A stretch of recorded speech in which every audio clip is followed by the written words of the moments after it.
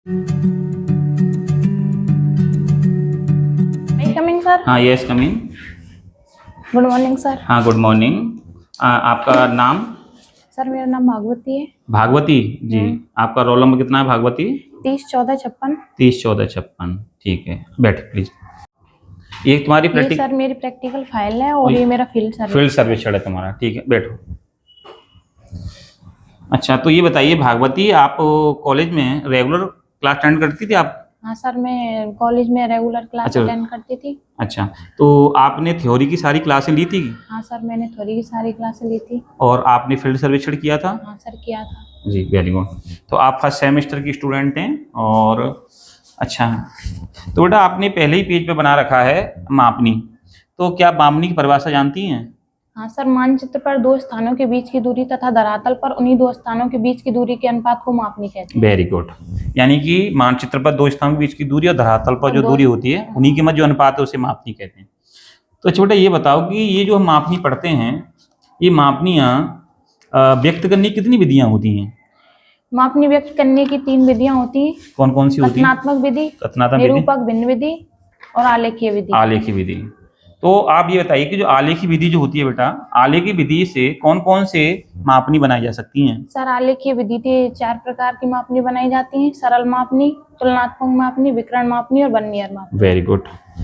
तो ये बताइए आपको कि यदि हमें 1/100 भाग तक किसी दूरी को पढ़ना है तो इसके लिए कौन सी मापनी सबसे बेस्ट रहेगी? सर इसमें सबसे बेस्ट मापनी विकर्ण मापनी और वर्नियर मापनी। विकर्ण मापनी वर्नियर सबसे बेस्ट रहेंगी, जिसमें हम लोग 1/100 दूरी तक को पढ़ सकते हैं। अच्छा, तो क्या आप ये भी जानती हैं कि जो आपने चारों मापनियां पढ़ी हैं अपने सिलेबस के अकॉर्डिंग, जैसे आप बता रही हैं कि आपने साधारण मापनी पढ़ी, तुलनात्मक मापनी पढ़ी, विकर्ण मापनी पढ़ी है और आपने वर्नियर मापनी पढ़ी है, इन चारों मापनियों में से यदि हम देखें तो कौन सी भी 2 मापनियां हैं जिस पर 2 पैमाने एक साथ बनाने पड़ते हैं? एक साथ 2 मापनियां कौन कौन से मापनी पर बनती हैं?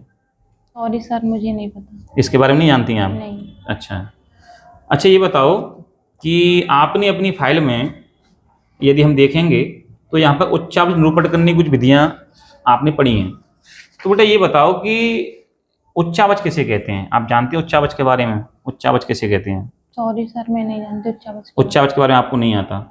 हेंसुर विधि पढ़ी है आपने? हाँ सर, पढ़ी है। बताओ हेंसुर विधि के बारे में बताइए। मानचित्र में महीन व खंडित रेखाओं की सहायता से पर्वतीय छाया करके उच्चावच प्रदर्शित करने की विधि को हेंसुर प्रणाली कहते हैं। अच्छा, वेरी गुड। तो आप पर्वतीय छायाकरण विधि को भी जानती हैं क्या? नहीं सर। इसके बारे में नहीं, आपको नहीं पता। ठीक है। अच्छा, ये बताओ कि आप आकृतिक रेखाओं को जानती हैं? ये आकृतिक रेखाएं क्या होती हैं? सर जैसी आकृति हम धरातल पर देखते हैं वैसी आकृतियां अपनी फाइल में बनाते हैं, उसे आकृतिक विधि रेखा कहते हैं। Very good. मतलब जैसे आकृति हम देखते हैं वैसी, जैसे ज्वालामुखी तो हम ज्वालामुखी का जैसा बना लेते हैं। ठीक है। अच्छा, ये बताओ ये समोच्च रेखाएं क्या होती हैं? Contour line. समोच्च रेखाएं वो होती हैं जो समान ऊंचाई को बताओ। समान ऊंचाई को मिलाकर खींची जाने वाली रेखाएं समोच्च रेखाएं कहलाती हैं। समान ऊंचाई को मिलाकर खींची हुई रेखाएं क्या कहलाती हैं? समोच्च रेखाएं कहलाती हैं। ठीक है। तो ये तो आपने उच्चारण निरूपण की कुछ विधियां की हैं। इसके बाद में बेटा आपने फील्ड सर्वेक्षण किया है और फील्ड सर्वेक्षण में आपने बताया कि आपने जरी फीता सर्वेक्षण किया है। तो आपने खुली माला रेखा विधि और बंद माला रेखा विधि। तो अब आपसे हम कुछ फील्ड सर्वेक्षण के इंस्ट्रूमेंट के बारे में पूछेंगे। ठीक है, आइए आप इधर आ जाइए। आपने फील्ड सर्वेक्षण किए थे? हाँ सर, मैंने फील्ड। अच्छा जी, बताइए फील्ड सर्वेक्षण आपने किए तो कौन कौन सी विधियां आपने वहाँ पढ़ी हैं?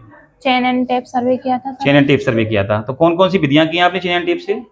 खुली माला विधि और बंद माला। अच्छा, खुली माला रेखा विधि और बंद माला रेखा विधि की है। हाँ। अच्छा बेटा, ये बताओ ये क्या है? इसका क्या नाम है? सर ये इंजीनियरिंग जरीब है। इंजीनियरिंग जरीब है। तो ये बताओ बेटा, इंजीनियरिंग जो जरीब है ये, इसकी एक कड़ी की लंबाई कितनी है? 1 फीट। 1 फीट है। इसमें कुल कितनी कड़ियां हैं? इसमें 100 कड़ियां हैं। 100 कड़ियां हैं इसके अंदर। अच्छा, ये बताओ जब हम इसको पढ़ते हैं तो इसमें कुछ आगे चल करके हमें यहाँ पर एक टैग मिलता है। ठीक है, जैसे आप ये देख पाएंगे सिंगल मुक्का टैग है। इसका क्या मतलब है? क्या आप इसके बारे में जानती हैं?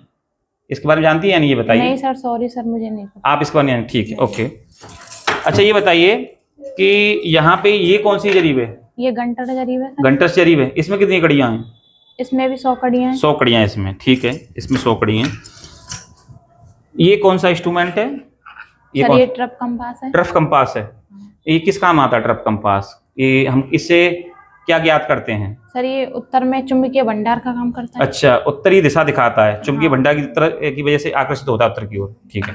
अच्छा ये बताओ, ये क्या है, इनको क्या कहते हैं? सर ये तीर होते हैं। तीर होते हैं, ठीक है। और ये सर्वेक्षण दंड है। सर्वेक्षण दंड कहते हैं इसे। हाँ। अच्छा ये बताओ, सर्वेक्षण दंड पे ये लाल और सफेद धारियां क्यों हुई? क्योंकि सर ये दूर से दिखने में आकर्षित लगते हैं। दूर से हम देख सकते हैं इसको, हाँ। सही से देख सकते हैं। अच्छा, और ये क्या है? ये सावल पिंड है। ये सावल पिंड है। ये क्या है? ये गुनिया है। गुनिया है। इस गुनिया में यहाँ पे देखेंगे तो एक में तो यहाँ पे धागा बंधा हुआ है और एक में होल है। इन दोनों के नाम बताओ, क्या नाम है? सॉरी सर मुझे नहीं पता। आपको नहीं आते? अच्छा, ये क्या है, इसके बारे में जानती हैं आप? ये फीता है सर। ये फीता है, ठीक है। ठीक, बैठो भागवती, बैठो। तो भागवती, आपने अभी हमें अपनी फाइल के बारे में बताया और आपने कुछ फील्ड सर्वेक्षण के इंस्ट्रूमेंट के बारे में बताया। अब आप जा सकती हैं। Thank you sir. ओके भागवती, आ जाओ, वापस आ जाओ, आप बैठो। तो भागवती, आपने अभी जो अपना मॉक इंटरव्यू दिया, काफ़ी अच्छा मॉक इंटरव्यू दिया आपने फाइल भी काफ़ी अच्छी बनाई है और आपका फील्ड सर्वे भी काफ़ी अच्छा है।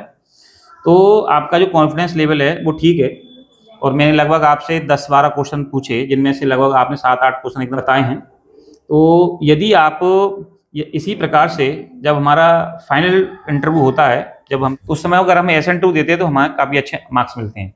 हालांकि आप कुछ 4-5 क्वेश्चनों पे आप अटक गई। जैसे कि मैंने आपसे पूछा कि ऐसी कौन सी 2 मापनी हैं आले की मापनी में जिस पर एक से ज़्यादा यानी 2 पैमाने एक साथ बनाए जा सकते हैं। तो आपको आंसर देना चाहिए था कि तुलनात्मक मापनी और वर्नियर मापनी, ये दोनों ऐसी मापनी जिस पर हम 2-2 पैमाने बनाते हैं।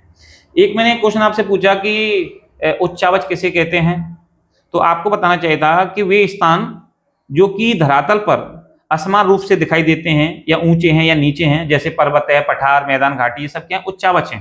ठीक है, हालांकि आपने समोच्च रेखा को सही बताया। मैंने आपसे पूछा पर्वतीय छायाकरण क्या होता है, तो आपको बताना चाहिए था कि जो पर्वतीय छायाकरण है वो भी एक उच्चावच निरूपण करने की विधि होती है और इसमें भी हम लोग क्या करते हैं कि जब हम इसको अपने मानचित्र में दिखाते हैं तो छाया के माध्यम से इसको प्रदर्शित करते हैं। ऐसा प्रतीत हो जाए जैसे वो उत्तर पश्चिम की ओर से कोई छाया आ रही हो, तो जहां ज्यादा छाया होगी जिस स्थान पर वहां ज्यादा ढाल होता है, कम छाया की जगह कम ढाल होता है।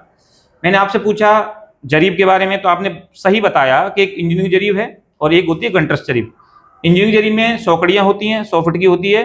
जो घंटस्थ जरीब होती है उसमें भी 100 कड़ियां होती हैं, लेकिन वो 66 फीट की होती है, यानी एक कड़ी की लंबाई 0.66 फीट रहती है। तो मैंने आपसे पूछा टैग के बारे में, उसमें आपने टैग लगा हुआ था एक मुख वाला, वो ये बताता है कि उस चेन में 10 नंबर पे जाकर के एक टैग होता है, 20 पे जाकर दो मुंह का टैग होता है, टैग लगे रहते हैं। तो आपको कहना चाहिए था कि ये सर टैग है और हमें ये एक मुंह का टैग ये बता रहा है कि यहाँ तक 10 कड़ियां हो गई हैं। आगे जाएंगे तो 20 वाले पे 2 मुंह का टैग मिलेगा, 30 पे 3, 50 पे गोल टैग रहता है। इस प्रकार से हम लोग इसको बता सकते हैं। एक मैंने आपसे पूछा क्रॉस गुनिया के बारे में, तो आपने सही बताया कि उसको गुनिया ही कहते हैं। उसमें 2 फलक होते हैं, जो धागा बना रहता है, जो धागा होता है उसको तो हम कहते हैं वस्तु फलक, और जिसमें छिद्र होता है उसे हम कहते हैं दृष्टि फलक। आपने काफी अच्छा इंटरव्यू दिया, अब आप जा सकती हैं। Thank you sir. ओके।